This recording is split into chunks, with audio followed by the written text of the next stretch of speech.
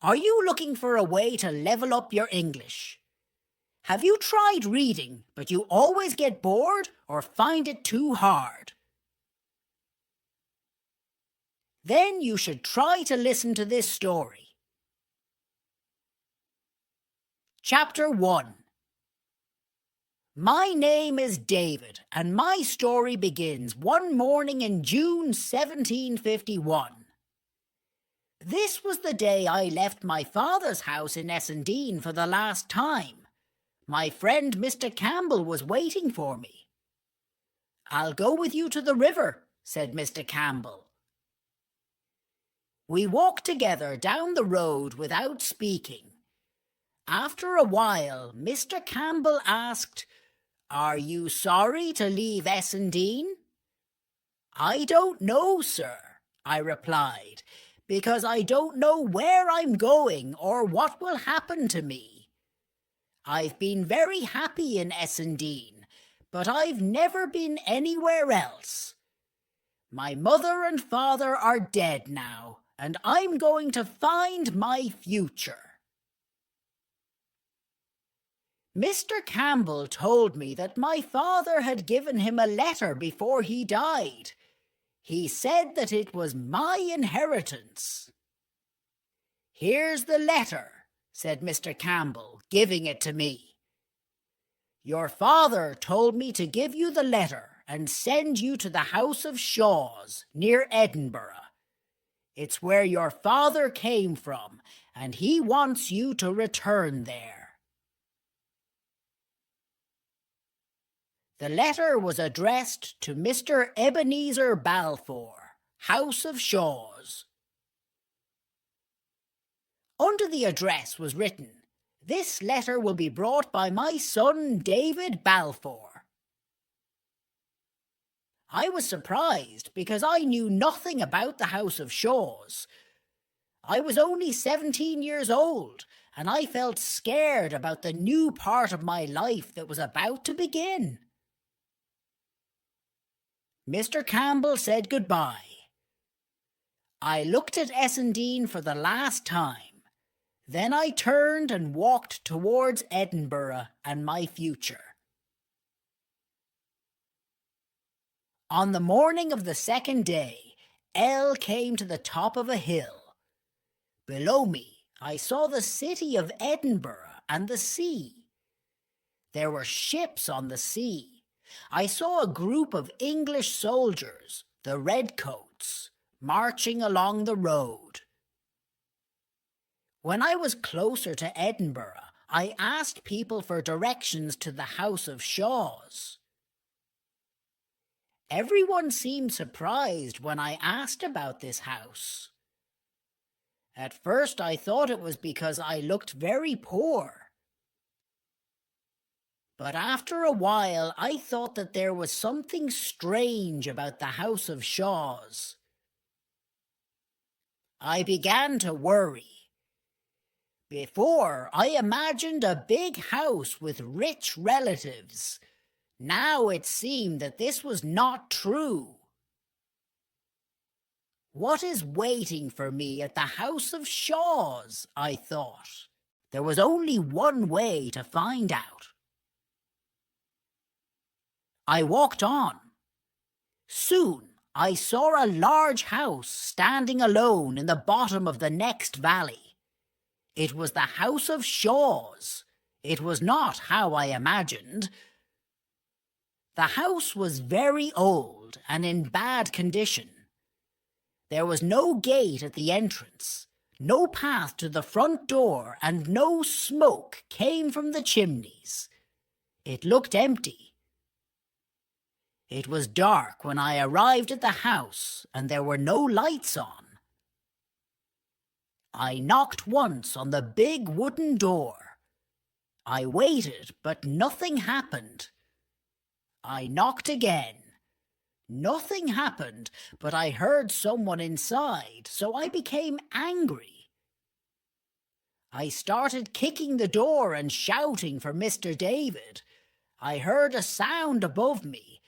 I looked up, and there was a man with a big gun looking out of the upstairs window. It's loaded, he said. I have a letter, I said, for Mr. Ebenezer Balfour. Who are you? The man asked, still holding the gun. I'm David Balfour, I replied. After a long pause, the man spoke again, but more quietly. Is your father dead? He asked. He must be dead. That's why you're here. I'll let you in. The door opened, and I went into the house. Let me see the letter, the man said. I told him the letter was for Mr. David, not for him. I am Mr. David, he said. I'm your father's brother, your uncle. I looked at him in surprise. I did not know that my father had a brother. He showed me to a room to sleep in. Then he pushed me inside and locked the door behind me. I wanted to cry. I was tired from my long walk. I lay down and soon fell asleep. Chapter 2, Uncle Ebenezer. The next morning I knocked at the door and shouted until my uncle let me out. We sat at the table and my uncle gave me some breakfast. He did not say much or even look me in the eye. Now and again he asked me a question. Where's your mother? He said. I told him that she was also dead. She was a beautiful girl, he said. The day went on like this. He asked me a question now and again, after long silences. But when I tried to ask him about the letter and my inheritance, he said nothing. I wanted to ask my uncle about my father. Who was the eldest brother? I asked. He jumped up. Why do you ask that? He said, suddenly taking hold of my jacket. What do you mean? I asked him calmly. Let go of my jacket, I said. He let me go. Don't ask me about your father, he said. That's why I became angry. I began to think my uncle was mad and maybe dangerous. Later on that night, my uncle gave me some money, 37 gold coins. This was a lot of money. Why are you giving me this money? I asked. What do you want in return? Nothing much, he replied. But I'm getting old and I need someone to help me around the house. Then he gave me a key. He said it was for a tower at the other end of the house. Go up the stairs in the tower, find some papers and bring them to me, he said. I unlocked the door to the tower. There was no light inside and it was very dark. Very slowly, I went up the stairs in the darkness.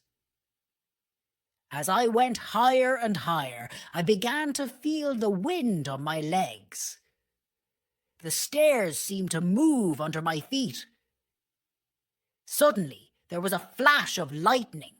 The sudden light saved my life. I saw in the flash of light that the stairs were old and falling apart. I was going to fall. Why did my uncle send me here? Was he trying to kill me?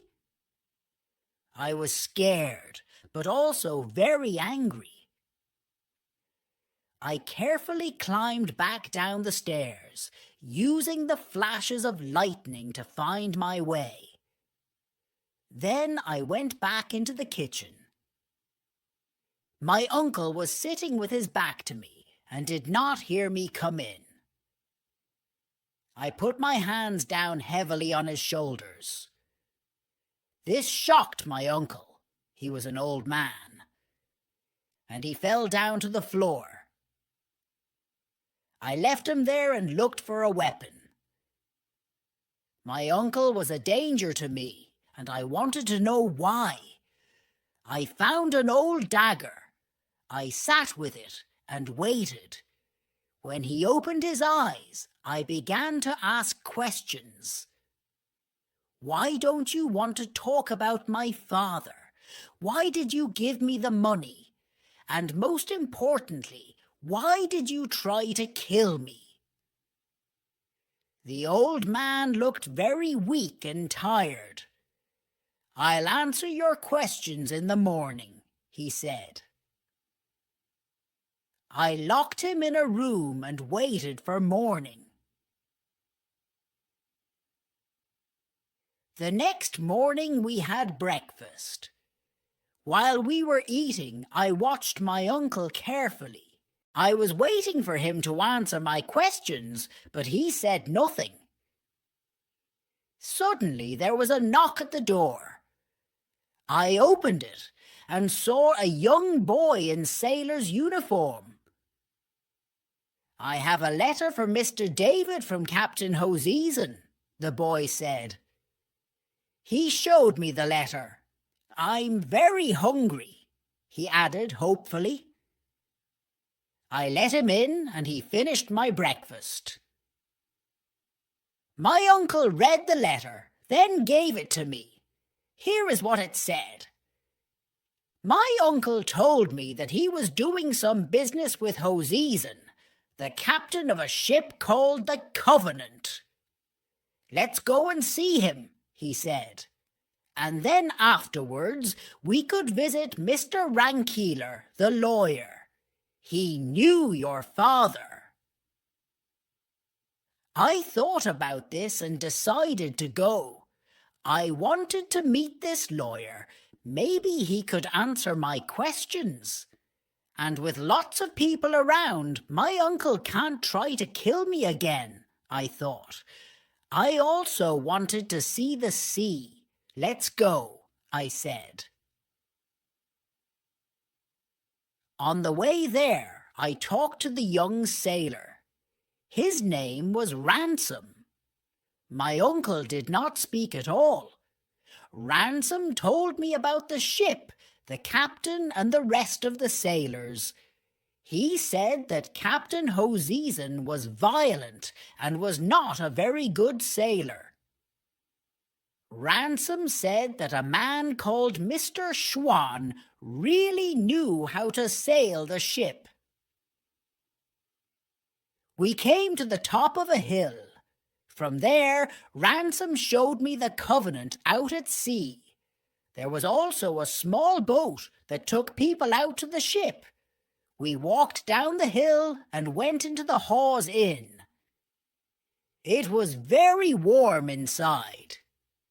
After a while, I decided to go outside to get some fresh air. When I left, my uncle was talking to Captain Hoseason. Outside, I talked to the owner of the Hawes Inn, and he told me a very interesting story. The story was that Ebenezer killed my father, Alexander, because he wanted the house of Shaws. So Alexander was the eldest son? I asked. Of course he was, said the owner. That's why Ebenezer killed him. So my father was the eldest son. One could not believe my luck.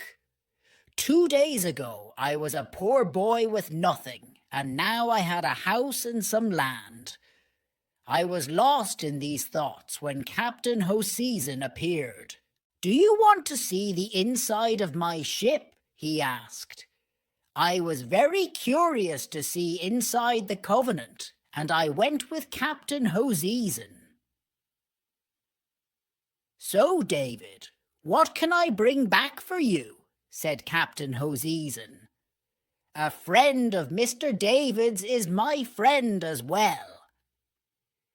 He, my uncle and I climbed into the small boat and went across the water towards the Covenant. By the time we arrived at the ship, one thought that Captain Hoseason was a good friend.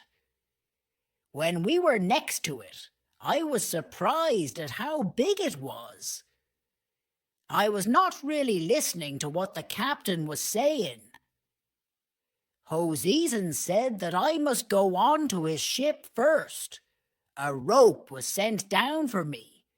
I was pulled into the air and put down on the deck of the larger ship. Then the captain came up.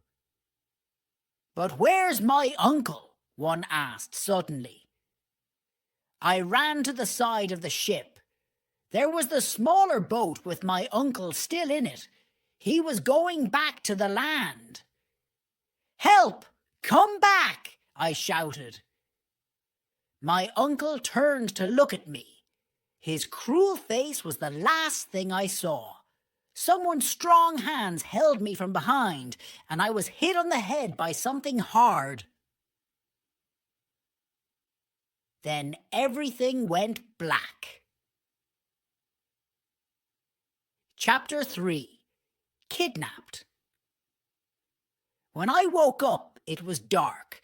My hands and feet were tied together with rope, and I was in great pain. I was very confused. I knew that I was somewhere inside the ship. It was going up and down with the movement of the waves. I felt seasick. I fell asleep again, but not long afterwards a small man woke me and held a light up to my face. I was very ill. My head hurt. I did not want to eat, and I had a fever. The small man came back with the captain. "You must do something," I heard the man say. "He'll die if you leave him in here." Then the man, Mr. Riash, cut the ropes and carried me upstairs. He put me at the front of the ship with the rest of the crew. Then everything went black again. I stayed here for many days and slowly got better. Ransom told me that the ship was going to America. At this time, white men were still sold as slaves in America. I was certain that this was my uncle's plan for me. He paid Captain Hoseason to sell me as a slave in America. Ransom then told me about the other men. Mr. Riach was a good man, except when he was sober. Mr. Schwann, the man that really knew how to sail the ship, was only dangerous when he was drunk. He often hit Ransom when he was drunk. One night, when Mr. Schwann was drunk, he killed Ransom. Captain Hoseason told me I had to do Ransom's job. I now had to stay in a different part of the ship with Mr. Schwann. In this part of the ship, they kept all the food, drink, and weapons. Later on, we all sat at a table. There was a bottle of brandy in front of Mr. Schwann. He put out his hand to take the bottle, but Mr. Riach stopped him. "You've already killed a boy because you were drunk," he cried. "Now stop." And he threw the bottle of brandy into the sea. Mr. Schwann jumped up. He looked like he was going to kill for the second time that night, but Captain Hoseason stopped him. "Enough," he said. "Do you know what you've done?" he asked Schwann. "You've murdered Ransom." Mr. Schwann seemed to understand. He sat down, covering his face with his hands. "Well, he gave me food on a dirty plate," he said quietly. The captain led Schwann to his bed. "Go to sleep," he said. Mr. Schwann lay down on the bed and started to cry. Now I was Mr. Schwann's servant. But was happy to work because it stopped me from thinking too much about my situation. A week went by. The weather was not good for sailing and we were not getting very far. I thought we were halfway across the Atlantic, but this was not true. We were still sailing south around the west coast of Scotland. One night it was very foggy. At about 10 o'clock, I was serving dinner to Mr. Riash and the captain. We heard a loud noise as the ship hit something. The two men jumped up and went to look. "We've hit a boat in the fog," someone said. The other boat sank to the bottom of the sea with all the crew except one man. This man was brought onto the Covenant. He was a small man. He wore good quality clothes, and he had 2 guns and a sword. He and the captain looked at each other. The man told us that his name was Alan Breck Stewart. He was from Scotland, a Jacobite. He fought against the English a few years before. The English won, but their soldiers, the Redcoats, were still looking for Jacobite fighters. Alan Breck was trying to get to France and escape them. He asked Captain Hoseason to take him there. "France?" said the captain. "No, I can't do that, but I can take you back to Scotland, for some money, of course." The captain sent me away to get some food for Alan Breck. When I came back, he was counting out some money on the table. The captain looked excited. "Give me half of those coins and I'll take you to Scotland," he said. Alan Breck put his money away. "I can't," he said. "The money is not mine. It's for my chief. I can't give much of it away, but I'll give you 60 coins if you take me back to Scotland. Take it or leave it. Or I could give you to the Redcoats," said the captain. "That isn't a good idea. Those soldiers want this money too. They have to give it to King George.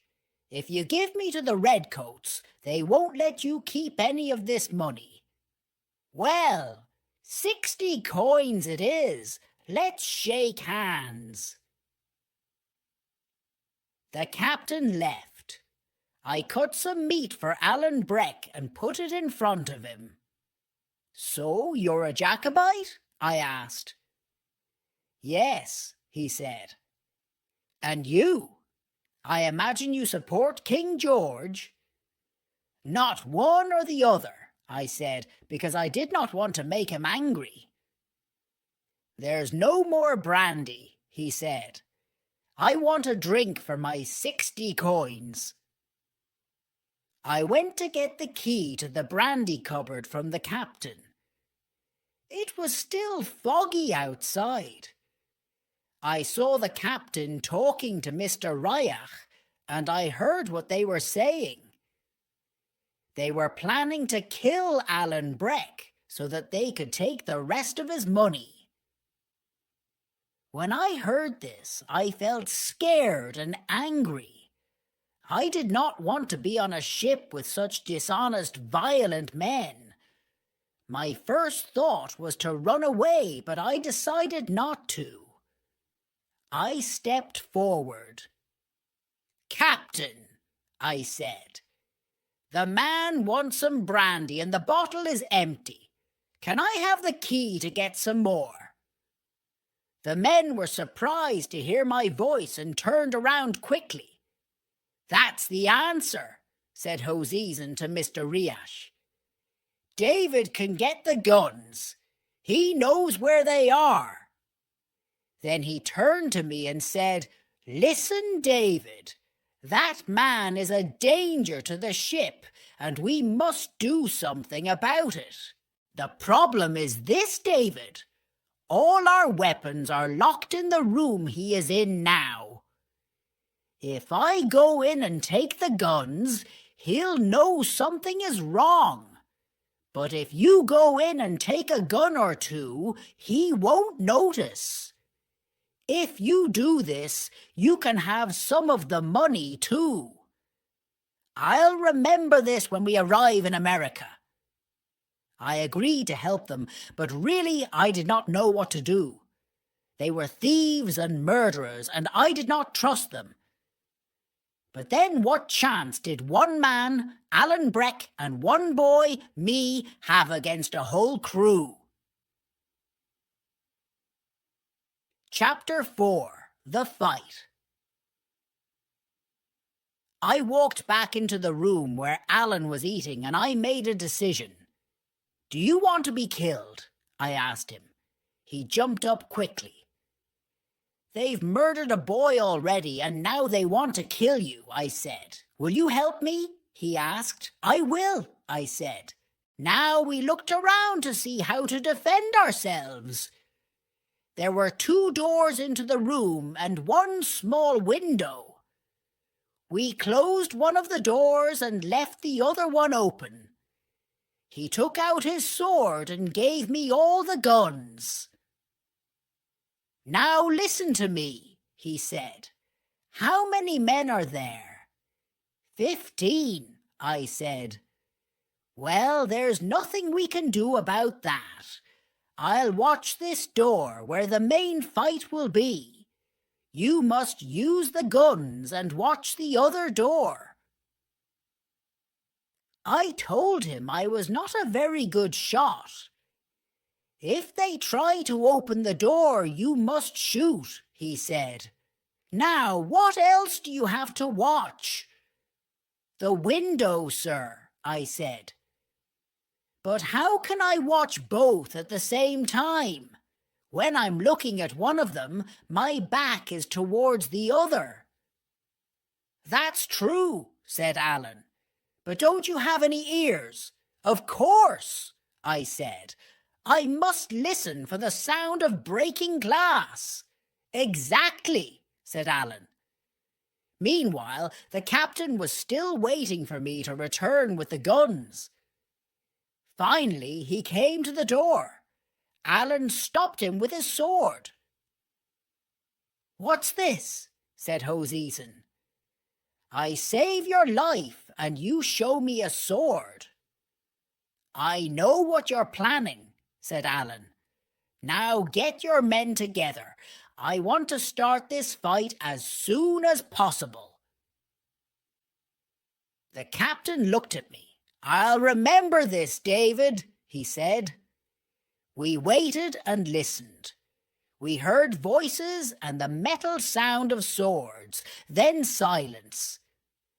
I wanted the fight to begin. The waiting was making me nervous. Then suddenly it started. There was the sound of feet and people shouting. I heard Alan shout and someone cry out because he was hurt. I looked over and saw Alan killing Mr. Schwann with his sword. "Watch your window," he shouted. I looked and saw 5 men running towards the other door. They were trying to break it down. I shot at them with my gun and hit one of them. The others looked confused. I shot at them again over their heads and then a 3rd time. The men ran away. Somebody pulled Mr. Schwann's body out of the room. Then Alan and I were left alone. "It's not over yet," he said. "They'll be back." I reloaded my 3 guns. Then we listened and waited again. We heard a sound, and a group of men ran at the door. At the same time, the glass of the window broke, and a man came through it. I pushed the gun in his back, but I was too scared to shoot. He turned around and put his hands around my neck. My courage came back. I shot him. A second man was coming in through the window. I shot him in the leg and he fell on top of the other man. I stood looking at them, but then I heard Alan shout for help. I turned and saw him fighting with a man. Many more men were coming in through the door with their swords in the air. We're dead, I thought. But Alan ran at them all with his sword. With every step, a man fell. Suddenly they were all gone, and Alan was running after them. He came back, but the men continued running away. In the room there were 3 dead men on the floor, and another man lay dying near the door. Alan and I stood together. "We've won," he said calmly. I sat down. It was hard to breathe. I thought about the 2 men I killed. Suddenly I started to cry like a child. "You're tired, David. I'll watch and you can sleep," he said. "You've done well." I slept for 3 hours. Then it was Alan's turn to sleep. I knew that there was nobody sailing the ship. It was moving gently with the wind. I heard the sound of the birds, and I knew we must be near land. I looked out of the window and saw the hills of the Isle of Skye on the right, and behind us, the Isle of Room. Chapter 5. Ship goes down. Alan and I ate breakfast at about 6 o'clock in the morning. I did not feel very hungry. The floor was still covered in broken glass and a lot of blood. But in other ways, our situation was good. All the food and drink was in our room. Mr. Riach and the captain were in the other room further along the ship. Alan cut one of the silver buttons from his coat and gave it to me as a gift. "My father gave them to me," he said. "Take one to remind you of last night. Anywhere you go and show that button, my friends will help you." Not long after, Mr. Riach and the captain came to talk to us. They looked very tired. "You've destroyed my ship," said the captain. "There aren't any men to sail it.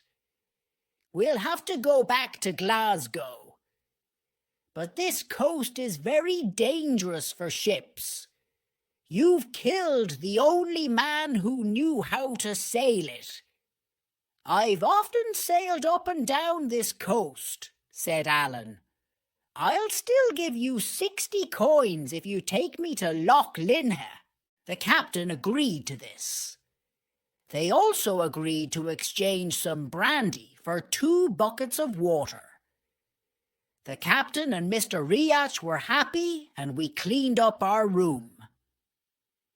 When we hit Alan's boat, we were sailing through the Little Minch. At dawn, after the fight, we were near the Isle of Canna.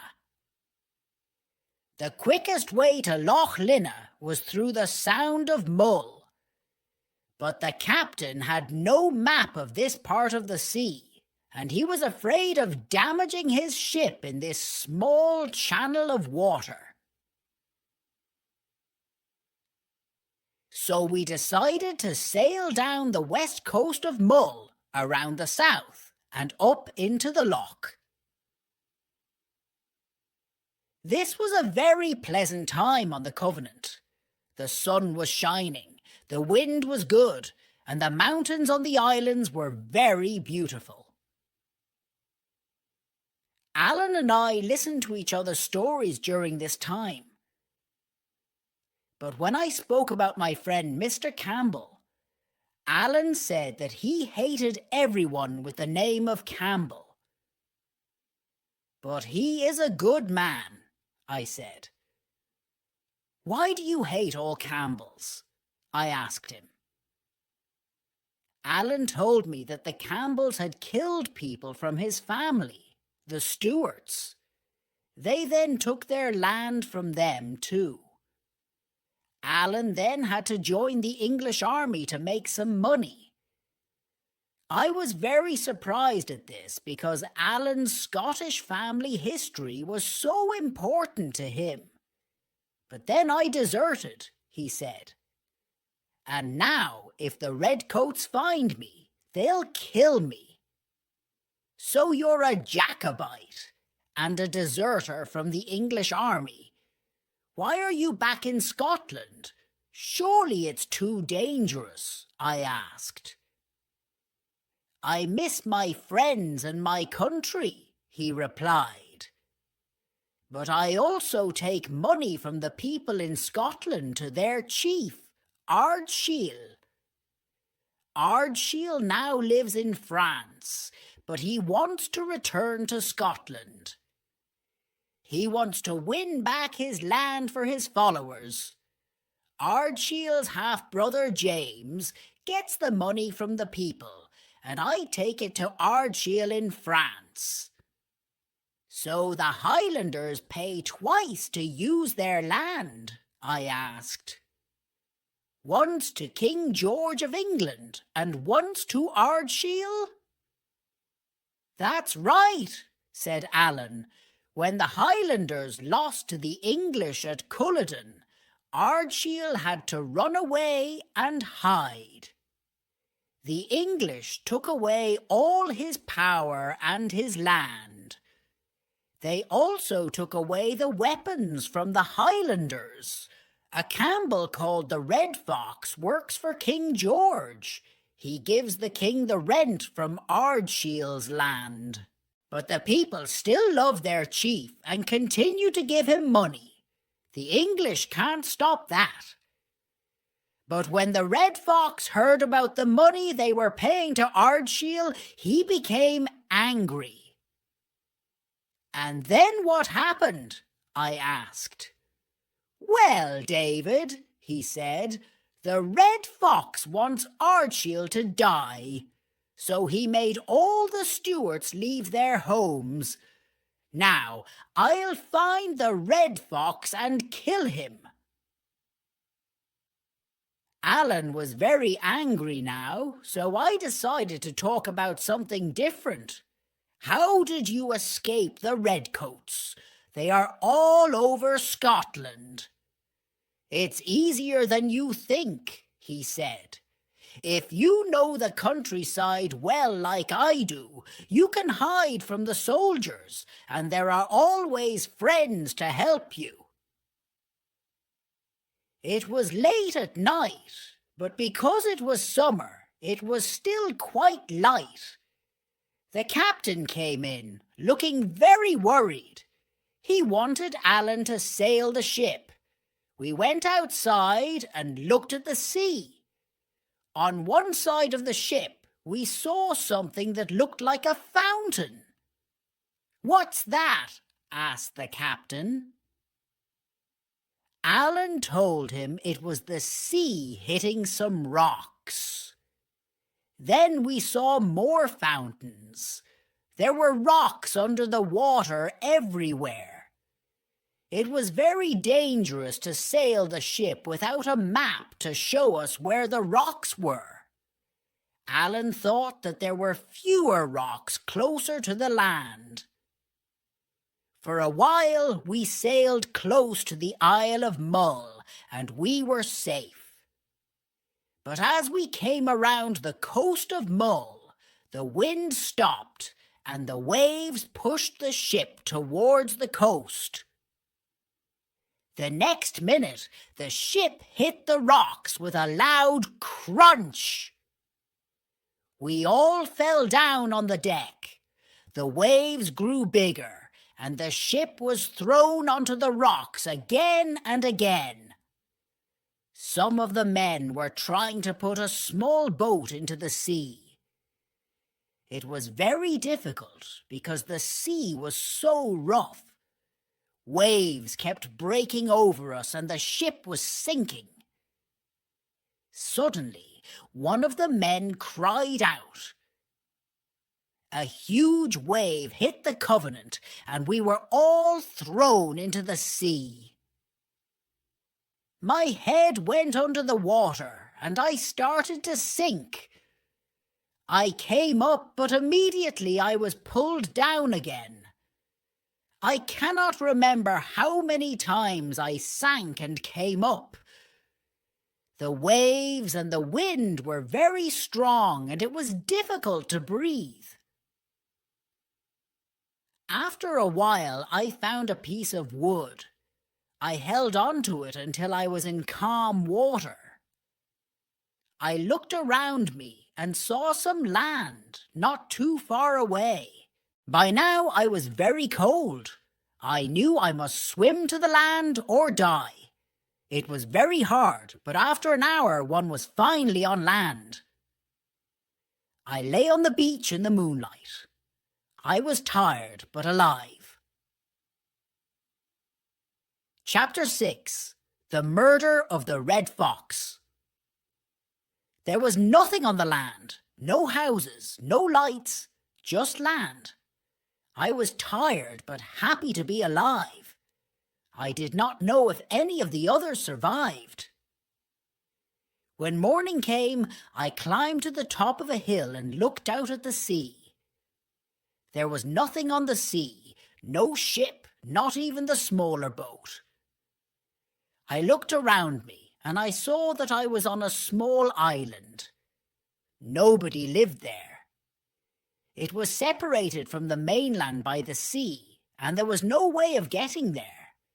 TM completely alone, I thought. I had nothing except a little money and Alan's silver button. I did not know much about the sea and how to survive, but I was hungry, cold, thirsty and tired. I needed to find food. I ate shellfish from the rocks. It sometimes made me ill, but it was food. I was starting to lose hope when one day I saw a small boat with 2 fishermen.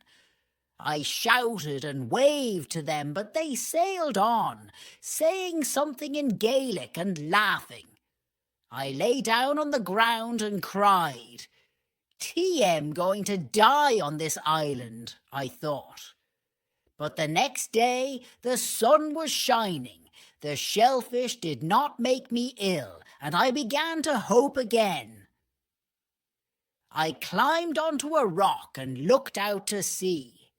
There was the same small boat coming towards the island. I ran down to the beach. "Help! Please stop!" I shouted. As the boat came closer, I saw that it was the same 2 fishermen as before, but with another man.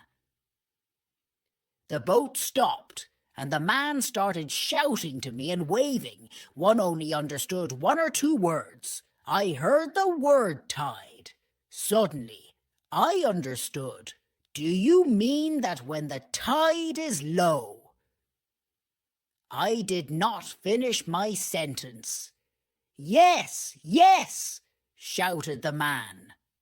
Tide. I turned and ran to the other side of the island. I heard them laughing behind me.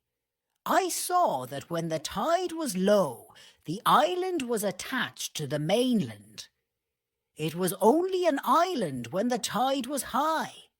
I've been here all this time when I can walk to the mainland twice a day. When I arrived on the mainland, one asked an old man for information about Alan and the other men. "You must be the boy with the silver button," he said. "Yes, I am," I replied, surprised. Well then, he said, you must go to Torosay and take the boat from there to meet your friend in Appin. So once again, I was travelling through an unknown country. This was the Highlands, Alan's country. There were high mountains on either side of me and dark clouds in the sky above. The people looked very poor, but they helped me on my journey. After some days travelling, I arrived in Appin to meet Alan. I saw the red coats of the English soldiers moving across the north coast. I was worried because I knew they were dangerous for Alan. I also knew that Alan was somewhere on that coast waiting for me. I started to have doubts. Was I doing the right thing? Why was I looking for Alan? He was a dangerous man to be with. Perhaps I should return to the south and leave Alan. As I sat thinking, I heard the sound of men and horses coming through the wood. Soon, 4 men with their horses appeared. The first man had red hair and looked important. I knew immediately that he was the Red Fox. From their clothes, the others looked like a lawyer, an army officer, and a servant. When I saw these men, I made my decision. I must find Alan, I thought. When the Red Fox was close, I asked him the way to Okarn, a nearby village. "Who are you?" he replied. "And why are you so far from your home country?" He knew from my voice that I was not from this part of Scotland. "I'm an honest supporter of King George of England," I told him. "TM not dangerous." The Red Fox did not believe me. "We'll wait for the soldiers," he said. He turned to look at the lawyer. As he turned, there was the sound of a gunshot from higher up the hill. At the very same time, the Red Fox fell to the ground. "I've been shot," he cried. "I'm dying." The lawyer held the dying man in his arms. The Red Fox looked from the lawyer to his servant. There was fear in his eyes. "Take care of yourselves," he said to them. He sighed, then his head fell forward. He was dead. The lawyer put him down on the road. This woke me from my shock. "The murderer! The murderer!" I cried, and began to climb the hill. After a few minutes, I saw the murderer moving away, not far in front of me. He was a big man with a black coat and a large gun. "I can see him," I shouted. The murderer began to run. I looked back down the hill. The soldiers were there now, and the lawyer and the officer were telling me to go back. "No!" I shouted. "You come up here." "I'll give you £10 if you catch that boy," shouted the lawyer. "He's working with the murderer." He stopped us and started talking while the murderer killed the Red Fox. Chapter 7. The Long Journey Home. I was confused. Things were changing so quickly, I did not know what to think. The soldiers began to climb the hill after me. "Come in here among these trees," said a voice nearby. I did what the voice said and heard gunshots going through the air past the trees. Just inside the trees was Alan Breck. He said nothing except, "Run!" He started running across the mountain, and I followed him. After a while, we stopped running. "This is serious," Alan said. "Do as I do, for your life." At the same speed, we ran back across the mountain, but a little higher. Finally, we stopped behind some trees. We were breathing quickly. Alan moved first. He went to the edge of the wood and looked around carefully. Then he came back. "Are you all right, David?" he asked. I said nothing and did not even look at him. A man was murdered in front of me. The man that Alan hated. And here was Alan, hiding in the trees, running from the soldiers. Was Alan the murderer? Or did he order someone else to kill the red fox? My only friend in this strange country was guilty of killing another man. I did not want to look at him.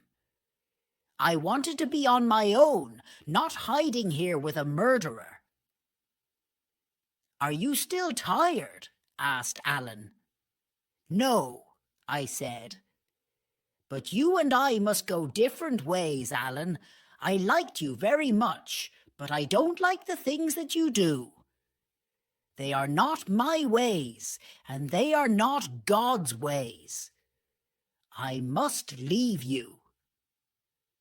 Alan thought for a moment. "Do you think that I killed the red fox, David?" he asked me. "Well, I know how much you hated him." "If I want to kill a man, I will not do it in my own country," said Alan. "We don't have much time. We have to run away from here. If we're caught, I'll be in trouble because I'm a deserter. And you'll be in trouble because you were involved in the murder of the red fox," he said. "But I'm innocent," I said.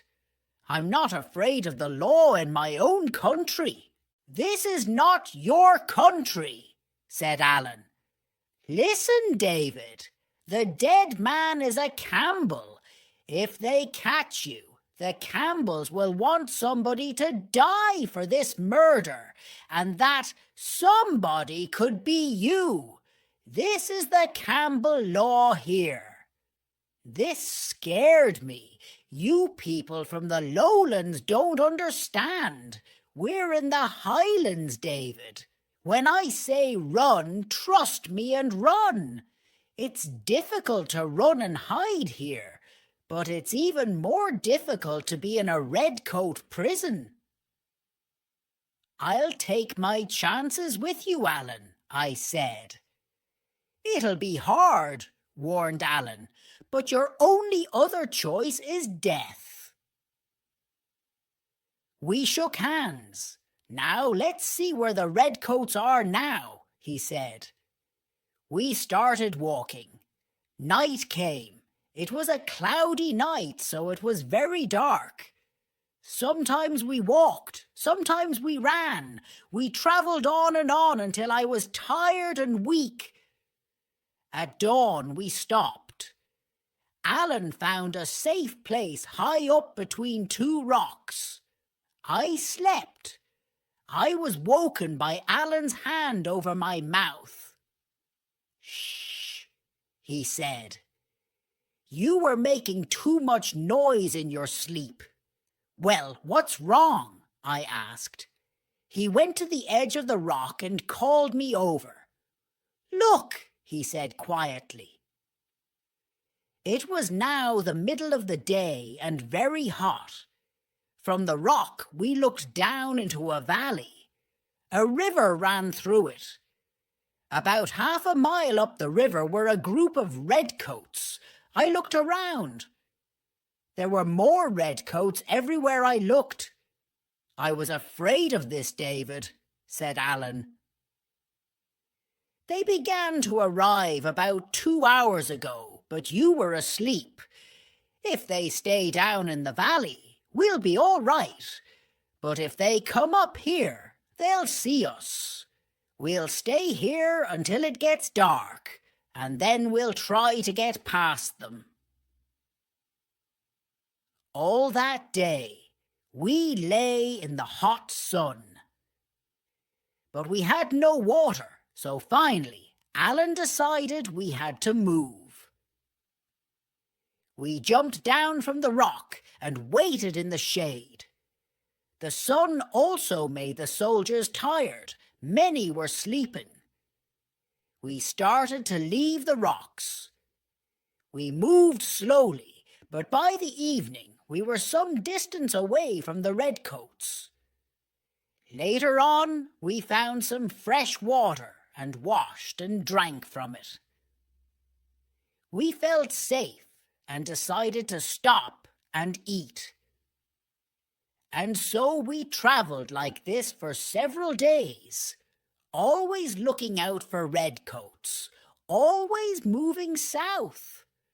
I wanted to get to Edinburgh, and Alan needed to get to France. We became very tired and hungry. We did not speak much because we were so tired. I was getting ill, but I knew we had to keep going. But soon I felt very ill and I could not continue. I had to ask Alan for help. My legs simply could not carry me any further. I had a fever and my stomach hurt. Alan promised to find a house for me to rest. Luckily, the family at the first house we found knew Alan well by name. They saw that I was ill and called a doctor. I was young and strong, and I slowly began to get better. I stayed in bed for only a week. During this time, Alan did not leave me. It was very dangerous for Alan to stay there. The redcoats might see him. But still, he came to see me every night and hid in the woods during the day. After a month, we were ready to continue our journey south towards Edinburgh. Chapter 8. The Return to Edinburgh. I was now stronger and felt excited about my return to Edinburgh. The only problem was that we had very little money. We needed to move quickly. We arrived at the River Forth. We then had to decide how to get across it to Edinburgh. There were still a lot of soldiers there to get past.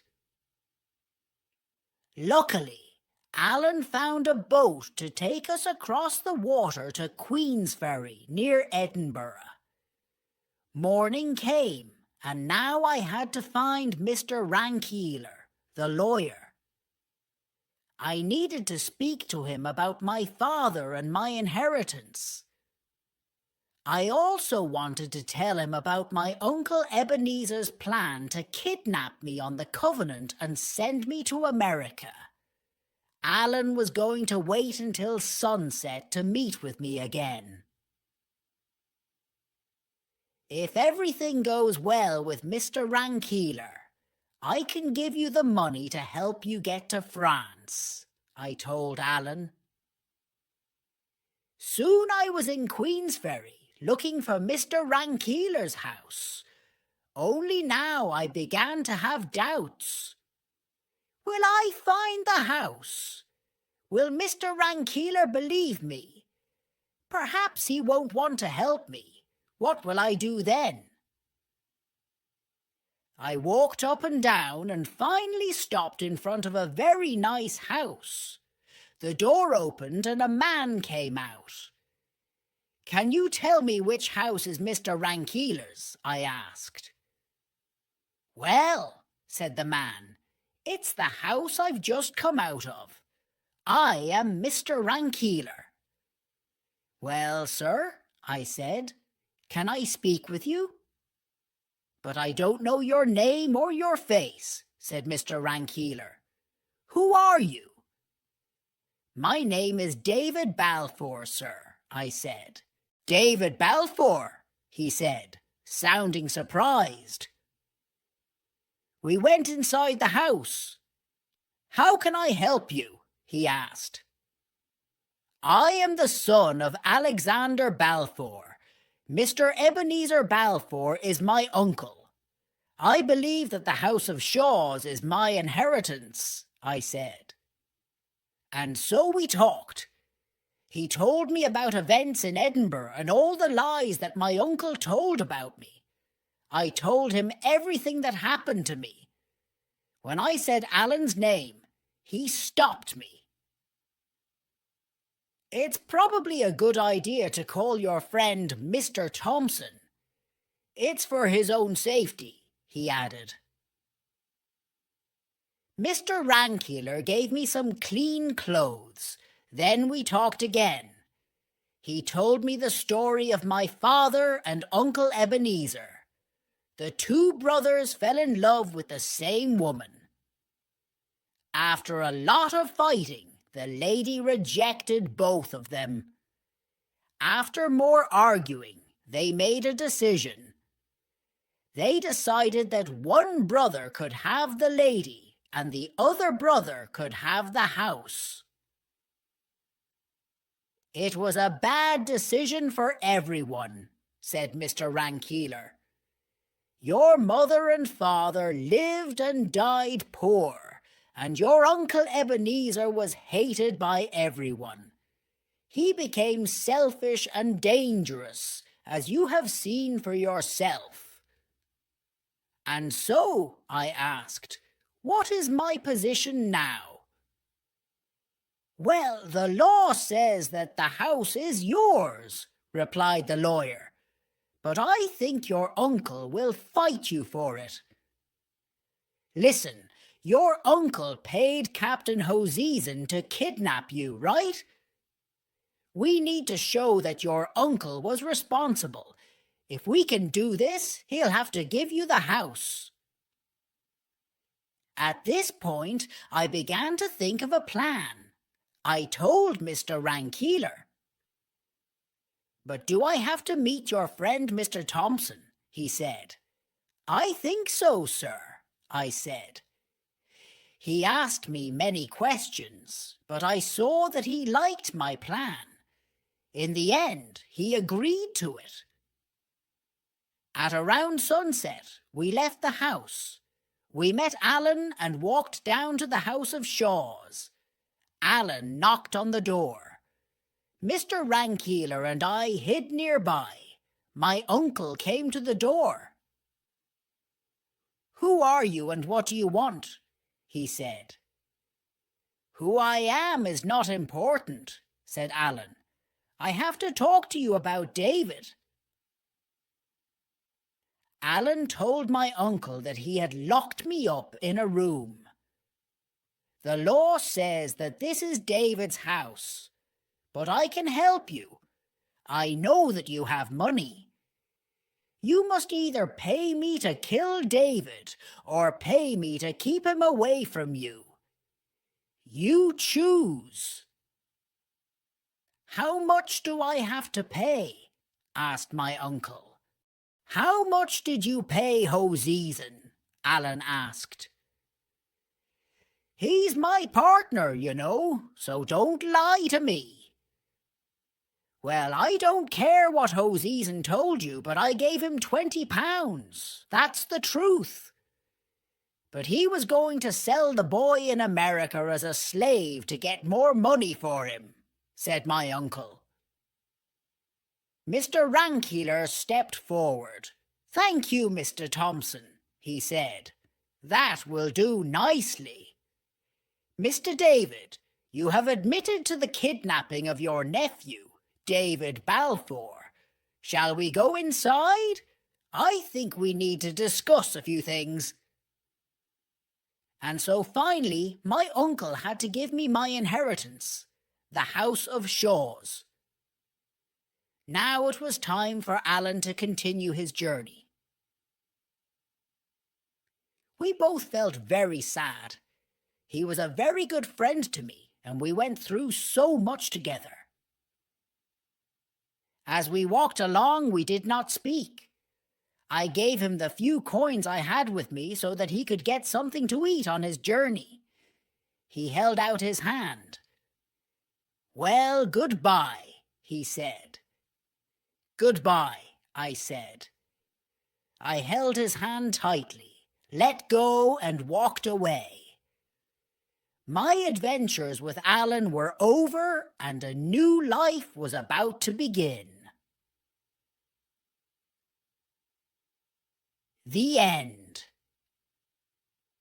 If you enjoyed the story and want to say thank you, then you can subscribe to our channel and visit it.